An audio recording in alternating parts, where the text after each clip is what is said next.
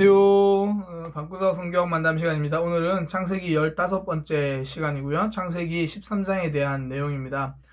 창세기 13장의 내용은요, 아브라함이 애굽에서 올라온 그 다음 이야기입니다. 올라와서 그 다음 있었던 이야기. 아브라함이 애굽에 갔던 이유가 하나님의 약속의 땅이 기근이 들어서 거기서 먹고 살기 힘들겠다. 그리고 애굽에 가잖아요.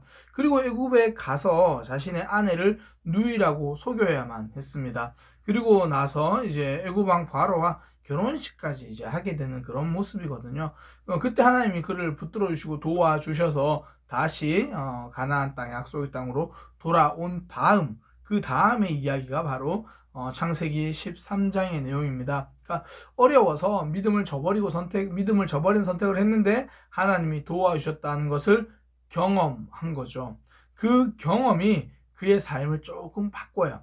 그간 결정을 하는 데 있어서 좀 다른 결정을 하는 모습을 오늘 좀 살펴볼 수 있습니다. 그러니까 믿음의 경험이 우리의 삶을 하나하나 만들어 가는 거죠. 우리가 하나님을 경험한 그런 경험들이 우리의 삶에서 결정할 때 새로운 믿음의 결정도 하게 되는 거죠. 그러니까 믿음의 경험이 우리의 삶을 만들어가는 모습을 아브라함을 통해서 좀 살펴볼 수 있을 겁니다. 그러니까 하나님께서 애굽에서 도와주셨던 것을 아브라함이 기억하는 거죠. 그 내용을 좀 살펴보려고 합니다. 먼저 13장 앞부분에 보면요, 아브라함이 애굽에서 올라왔다는 이야기부터 시작을 해요. 그리고 가축과 은금이 풍부해졌다라고 이야기를 하거든요.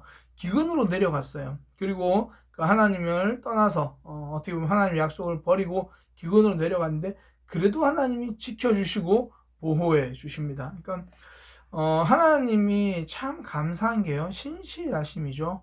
우리는 넘어지고 외면하고 하나님과 좀 멀어질 때도 있지만 하나님이 늘 우리와 함께 하시죠. 특별히 성령 하나님이 늘 우리 마음속에 계시잖아요. 우리 안에 계신 그 하나님이 우리를 붙들어 주시는 거죠. 그러니까 아브라함이 가축과 은금이 많아졌다라는 건요, 단지 소유가 풍부해졌다 이런 의미로 보는 것이 아니라 하나님이 그를 지켜주셨다, 하나님이 그를 붙들어 주셨다 이렇게 보면 되는 겁니다. 그러니까 성경에는 소유 자체가 신앙의 복이다 이렇게 말을 하진 않아요. 그걸 가지고 얼마나 하나님을 사랑, 하나님 은혜를 경험하고 있느냐 그렇게 보는 거죠. 그래야 그 소유가 의미가 있거든요. 그래야 그 많은 물질이 복이 될 수 있습니다. 일단 보여지기에는 많은 것들이 주어지는 모습으로 성경이 자주 나와요. 단지 그건 하나님 주신 복을 가시적으로 보여주는 그런 수단이죠. 근데 그 자체를 복이다라고 생각하면 그것만 쫓아가면 안 되는 거죠. 아브라함은 그렇지는 않았습니다. 하나님께서 그에게 은금을 많이 주셨다. 그러니까 이것이 하나님께서 나를 지키신다라는 그 모습이지 그 자체, 소유가 많은 것 자체에 집중하진 않았죠. 뒤에 모습을 보면 나와요. 왜냐하면 소유가 많아져서 다툼이 생기거든요. 그러니까 행복은 소유에 있는 것이 아니죠. 그러니까 꼭 많은 것이 복은 아니라는 거예요. 하나님이 지켜주심 자체가 복이죠. 목회를 하다 보면 참 안타까운 게요, 경제적으로 힘들고 어려움을 경험하는 지체들이 기도하며 하나님 붙들고 회복됐다는 이야기를 좀 들어요. 그러면 그 회복된 이후에 하나님이 원하시는 건 뭐냐면 그 지체가 하나님을 더 붙들고 살아가는 거거든요. 하나님을 더 붙들고 하나님 기뻐하시는 모습으로 살아가는 것, 이게 하나님이 원하시는 거예요. 그런데 나는 기도하면 응답돼 그러면서 응답 자체에 초점을 맞추고 하나님에 대해서 초점을 맞추지 못하는 모습들을 가끔씩 보거든요. 하나님이 기뻐하시는 것은 우리가 하나님에게 초점을 맞추는 거죠. 소유가 많아지는 것이 아니라 믿음이 많아지는 거예요. 하나님을 붙드는 것, 하나님을 지켜주시는 것을 경험하는 것, 하나님 우리를 지켜주시는 것이 복입니다. 하나님 우리와 함께 하시는 것이 복이에요. 무엇이 기도 제목이십니까? 우리 소유에 많아지는 것 맞죠. 그거 틀린 기도 제목은 아니에요. 그러나 무엇보다 우리의 믿음이 많아지는 것, 하나님과 더 가까워지는 것, 그것이 우리의 기도 제목이 되시기를 소망합니다. 그렇게 소유가 많아지니까요, 다툼이 생겨요. 아브라함과 조카 롯과의 다툼이 생깁니다. 특별히 처음에 다툼은 아브라함과 롯 자체가 다투지 않고요, 거기에 있는 목자들이 서로 다투어요. 아무래도 먹일 양들과 가축이 많다 보니까 서로 이제 계속 부딪히는 거죠. 그래서 이제 그런 문제가 들려오니까 아브라함이 조카 롯을 불러서 이 문제를 해결하려고 합니다. 이 해결하려고 하는데 먼저 이렇게 말해요. 우리가 다 한 친족이다.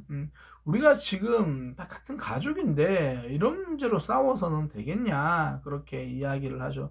영적인 의미가 있습니다.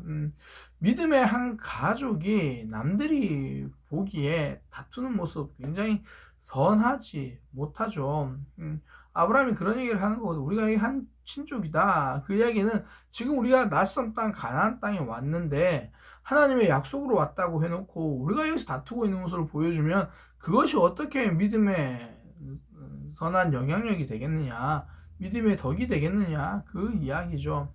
뭐 흔히 교회는 사랑에 대해서 말을 하잖아요. 용서에 대해서 이야기를 합니다. 그런데 교회 안에 다툼이 있고 교회 안에 이 서로 간에 갈라짐이 있고 그런 부분에 대해서 참 부끄러운 거죠. 그러니까 교회는 사랑을 말하는 공동체가 아니라 사랑을 실천하는 공동체가 되어야죠. 하나님이 우리를 사랑하신다는 것을 밖에 사람들이 교회를 보면서 깨달아가는 거죠. 아, 저 사람들은 서로 사랑하는 사람들이구나, 서로 용서하는 사람들이구나, 이제 그런 것들을 알아가게 되는 거거든요.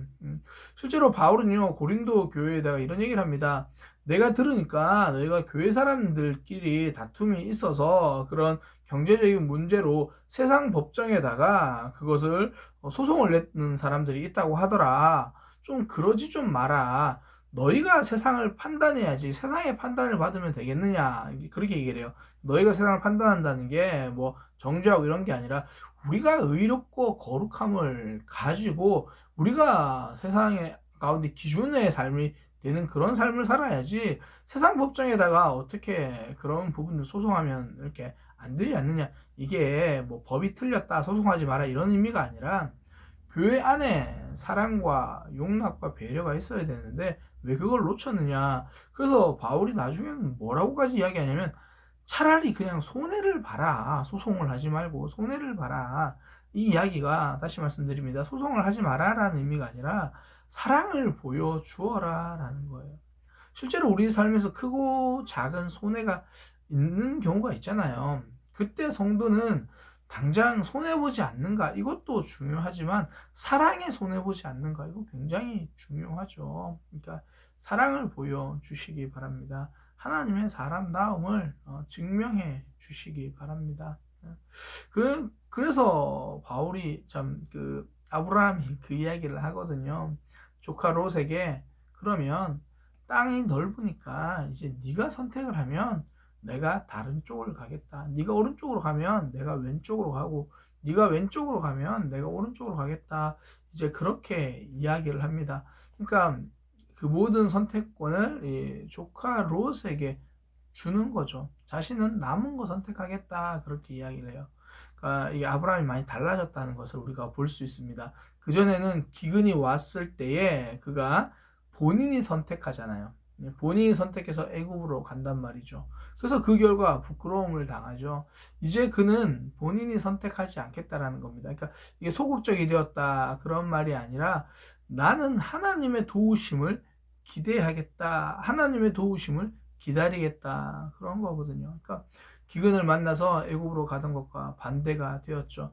하나님께서 나를 지키신다라는 그 믿음의 경험이 새로운 결정을 하게 만드는 겁니다. 우리의 신앙이 그래요. 믿음의 경험이 쌓이면 새로운 결정을 하게 됩니다. 그래서 성도는요, 매 순간 자라가는 사람입니다. 하나님께서 우리를 붙들어 주시니 날마다 새로운 선택하며 살아갈 수 있는 거거든요. 그러니까 오늘 넘어질 수 있습니다. 그러나 그걸 통해서 하나님을 경험하면 또 새로운 선택을 할 수 있다라는 거예요. 그렇게 날마다 하나님을 경험하고 새로운 선택이 많아지는 믿음의 삶이 되기를 소망합니다. 그래서 이제 아브라함은 조카 롯에게 선택을 맡겨요. 그러니까 조카 롯이 이 소돔과 고모라라는 땅으로 갑니다. 성경에 보니까 그곳은 멸망하기 전이다라고 이야기하고 하나님이 이제 심판을 하시니까 심판 전에 그 땅은 여호와의 동산 같고 굉장히 좋다라는 이야기입니다. 애굽 땅과 같더라, 풍부하다는 이야기입니다. 그러니까 굉장히 땅이 풍부하고 좋은 그런 곳이다 이야기를 합니다. 그런데 우리는 알죠. 그곳이 죄악이 가득한 땅이어서 나중에 멸망하게 됩니다. 그러니까 풍부함의 함정에 속지 말라는 거예요. 풍부함을 따라가기보다 하나님을 선택하시기 바랍니다. 뭐 우리가 뭐 이사를 간다든지 어떤 결정을 한다든지 뭐 경제적으로 유익이 되는 거 선택해야죠. 뭐 당연히 선택해야 됩니다. 특별히 자본주의 사회에서는 이 경제적 부가 주는 힘이 사실 있잖아요. 그러니까 경제적인 유익을 선택하십시오. 그러나 신앙보다 앞선 선택은 되지 마시기 바랍니다. 그러니까 풍부함 쫓아가다가 하나님을 놓치지는 말라는 거예요. 지금 조카 롯은 그 실수를 한 거죠. 소돔과 고모라가 얼마나 죄악된 도시인가를 보지 않았고 단지 거기가 얼마나 부유한가를 본 겁니다. 내가 이곳으로 가면 얼마나 더 유익을 받을까, 얼마나 더 유익할 것인가, 어떤 선택을 하면 얼마나 더 유익할 것인가 선택하십시오. 그러나 그 전에 먼저 이것을 통해서 나의 믿음에도 어떤 유익이 있는가 그걸 생각하는 것. 그것이 하나님의 백성의 모습이죠. 그렇게 조카 롯이 소돔과 고모라를 선택해서 가버립니다. 그러니까 지금 아브라함 입장에서 이제 자기에게 남겨진 땅으로 가잖아요. 그러니까 이 아브라함의 그 다음의 모습과 하나님과의 관계를 보면 이게 참 위로가 돼요. 아브라함이 믿음의 선택을 했잖아요. 그러니까 조카 롯 보고 먼저 선택해라. 난 남은 걸 선택하겠다. 이제 나는 하나님으로 하나님께서 내 삶을 책임지신다는 걸 알겠다라고 선택을 하면 우리는 막 이렇게 내가 믿음 선택 잘했어. 막 그런 뿌듯함도 있지만 또 한편으로는 걱정도 되거든요. 믿음의 선택을 하면 염려도 되거든요. 그래. 내가 믿음 따라 이 선택을 했지만 어떻게 먹고 살지? 믿음 따라 이 선택을 했지만 내 삶 하나님이 정말 붙들어 주셔야 되는데 걱정이 되거든요. 그러니까 보면 13장 14절에 보면 이런 표현이 있어요. 롯이 아브라함을 떠난 후에 여호와께서 아브라함에게 이르시되 너는 눈을 들어 너 있는 곳을 보라. 그러면서 내가 이 땅을 너와 내 자손에게 줄 것이다. 이 땅을 두루 다녀봐라. 내가 줄 것이다. 아브라함은 믿음의 선택을 했습니다. 그러나 불안할 수 있는 거예요. 불안하죠. 그때 하나님께서 다시 약속해 주십니다. 우리가 믿음의 선택을 하는 것도 쉽지 않지만 하고 나서도 마음에 불안감이 있을 수 있다라는 거예요. 그러나 그것이 믿음의 선택이면 하나님이 붙들어 주십니다. 지켜주십니다. 그러니까 믿음의 선택을 해도 때로는 좀 불안할 수 있다. 그러나 하나님이 힘과 위로가 되신다라는 거 기억하시기 바랍니다. 오늘은 이제 아브라함과 롯의 선택의 모습을 보았는데요. 단지 이 사건만 따로 떼서 보기보다는 애굽에서 올라온 이후의 사건과 함께 보았습니다. 그러니까 아브라함이 달라지기 시작하는 거죠. 믿음의 경험을 했더니 이제 믿음의 결정도 할 수 있게 된 거죠. 우리의 삶도 동일하게 원합니다. 어제와 똑같은 신앙이 아니라 어제 경험한 하나님 붙들고 오늘 새로운 결정을 할 수 있는 그런 믿음의 삶, 날마다 성장하는 삶이 되기를 소망합니다. 이것으로 방구석 성경 만담 창세 15번째 시간 마치도록 하겠습니다. 감사합니다.